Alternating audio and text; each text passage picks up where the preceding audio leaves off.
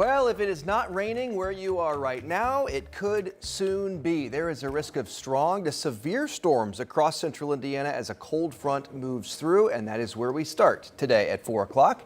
Thanks for joining us. I'm Justin Grove. And I'm Felicia Lawrence. Thanks for watching 13 News at 4.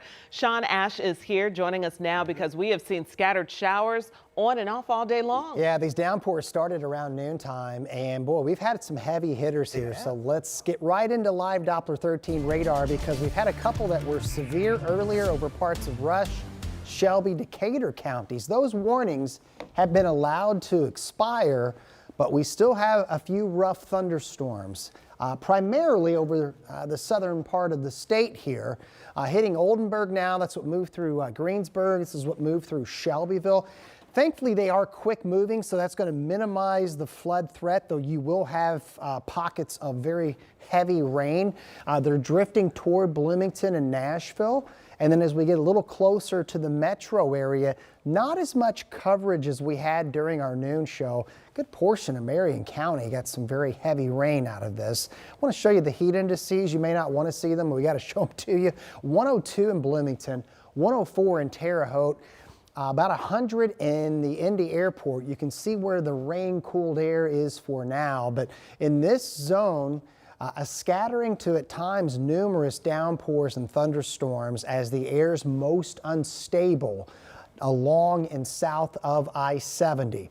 These will be minimized by 9 or 10 o'clock. We're going to quiet things down overnight tonight, and we're going to start to get rid of some of this highly humid air in the days ahead. If you haven't seen our forecast, please stay tuned. Wait until you see the 7-day. A little hint of autumn. We'll have that coming up in a few minutes. All right. Thank you, Sean. We will see you then. Here we go. It is official.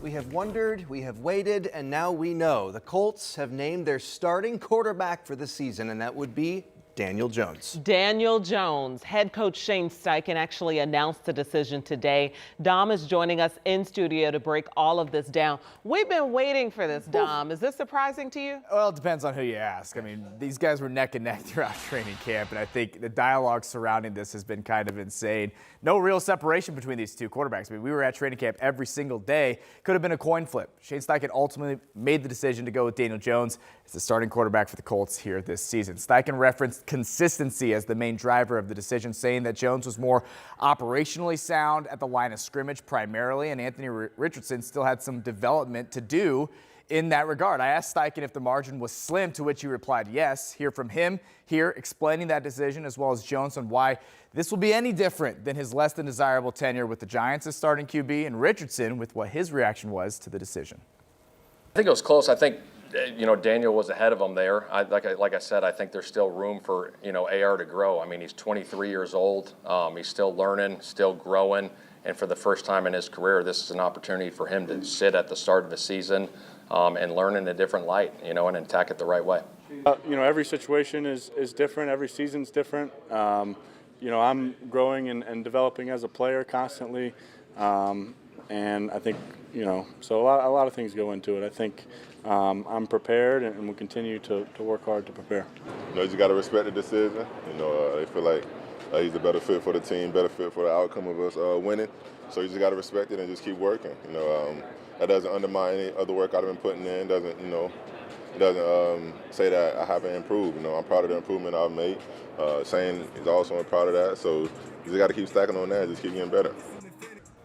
That's what it's all about. Obviously, it's a hot button issue here in Indy. Shane Steichen saying, look, there's still a future for AR here in Indianapolis. It's tough to stomach that and believe that with what's transpired here today. But starting quarterback has been named, and we'll see what this holds for Anthony Richardson. Well, more on that coming up for you at 5 and 6, but decision's been made, and it's led to a lot of chatter, whether you agree or disagree. I feel like a lot and nothing just happened at the same time. Right. Yeah, I don't know.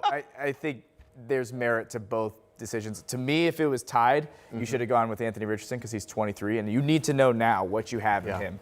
Is he your franchise quarterback, or is it time to cut ties and move on? But it's time to win now when it comes to Chris Ballard and Shane Steichen as well. Right? Shane Steichen has said before, he talked about giving the job to the guy who does more than what we see on the field. Right. We heard that from Jake Query from 107.5 The Fan yesterday. Yes. I wonder how much of that went into that decision as well. Did he talk about that at all? Well, when he kept referencing consistency, it was about maybe what we didn't see in meeting rooms, right? Yep. And making those checks. Let's not forget, low-hanging fruit was, well, Anthony Richardson got hurt in that first preseason game. Yeah. It could have been prevented conceptually had he made the correct checks at the line of scrimmage, right? I know that we're getting in the weeds here, but that could have all been prevented. Oh, And wow. I think that's what Shane Steichen is referencing, and Daniel Jones just did a better job in that and was ahead of Anthony Richardson in that regard, thus making the decision But that that's Shane Steichen made. That's a really good reminder, Dom, is that they're not just looking at what we see on the field or what we see as fans. They're looking at what's happening in practice, what's happening in the locker room, what's happening at the Everywhere. I want to You say name the it. off the gridiron. field, So many different off the field meetings.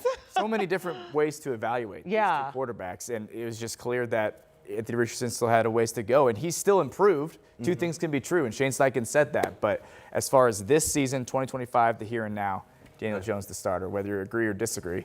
That's what we're doing here. All right, the conversation continues. We're going to hear much more from you coming up at 5 and 6. Looking forward to it. Thank you. Also, from the Indiana Fever today, not the news we were hoping for. Sophie Cunningham is going to be out the rest of the season after getting hurt in Sunday's game against the Sun. She injured her right knee in the second quarter of the game. So Cunningham joined Sydney Colson and Ari McDonald on the sidelines, as well as, of course, Caitlin Clark, who hasn't played since July 15th, all of them injured. As a result, the Fever have signed guard Shea Petty to a 7-day hardship contract. Got to do that because they need a guard. Petty's a 6-year WNBA veteran, averaging 5.9 points a game and 2.3 assists. She's going to wear number 5 on the jersey for the Fever. Some tough developments for the Fever. kidding. They're just trying to finish out the season. No kidding. Other news now, the city of Lebanon moving forward with plans to bring an $800 million investment to Boone County. So right now, plans are to build a data center just west of the city for Facebook's parent company, Meta. Our Matthew Foltz spoke to city leaders in Lebanon today about the final approval. He joins us now. And this is a big step, Matthew. It is. It certainly is. So we're now just a few months away from construction really breaking ground on this project. So you might remember Lebanon's Planning Commission finalized plans last night. This new data center is the third project that will be under construction for Lebanon's new LEAP district. The mayor tells me the new data center will cover about 1,500 acres west of I-65 from 250 west to 500 west. Over the last few months, many residents have been concerned over the project impacting energy and water, but the mayor reassures everyone that they have it all worked out. Take a listen. The utilities have been resolved and addressed. The water will be there with it. And also from the power provider, it's not the city of Lebanon, it's actually the Boone REMC, but they have a plan to deliver the powers there as well too. Now, right now, construction is expected to start sometime in the fall. And so will this impact taxpayers in any way? That's a good question. A lot of people are wondering that. The mayor, he tells me that it will not hurt taxpayers at all. Instead, he believes and says that this data center will bring in tax revenue to the city over the next 15 years. Of course, this is something we'll have to see how it plays out. But guys, not everyone is on board with this plan. So coming up at 5:30, you'll hear more from the Citizens Action Coalition and how they are responding to this and how they say they have still many more questions to be answered before they can believe in it. Yeah, boy, the landscape along there has just changed so dramatically with Lilly breaking ground. If you drive 65 north as you're heading to Lafayette, it's incredible. Looking forward to the rest of your story coming up, Matthew. Thank you.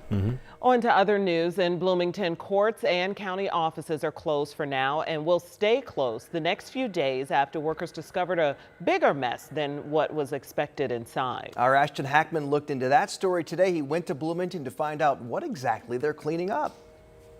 County commissioners tell me work to remove the mold started on Tuesday, but it was causing such a disruption to those working in the building that they sent everyone home to get the work done faster. A sign posted on the front door lets residents know the building is closed and won't reopen until Thursday at the earliest.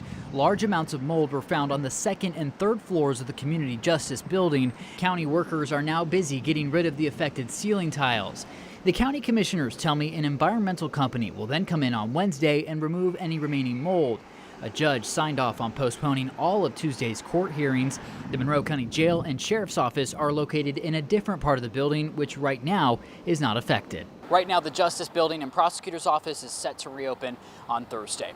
Reporting in Bloomington, Ashton Hackman, 13 News.